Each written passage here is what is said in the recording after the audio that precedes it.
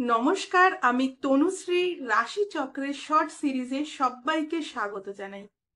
কোন জাতক বা জাতিকার জন্মকুণ্ডলিতে শুক্র যদি লগ্ন সাপেক্ষে তৃতীয় ভাবে অবস্থান করে থাকে, তাহলে সেই জাতক বা জাতিকার ধনী বা ধনবান কোনো পরিবারে বিবাহ হওয়ার সম্ভাবনা থাকে। এবার প্রশ্ন আসবে, আমরা তৃতীয় ভাবকেই কেন ধরলাম? কারণ তৃতীয় হলো সপ্তমের নবম। এছাড়া তৃতীয় ভাবে যদি কোনো শুভ ও বলবান ধনদাতা গ্রহ অবস্থান করে, তাহলে বিবাহের পর সেই ব্যক্তি কিন্তু অর্থনৈতিক দিক থেকে বেশ ভালো সাপোর্ট পেয়ে যাবেন।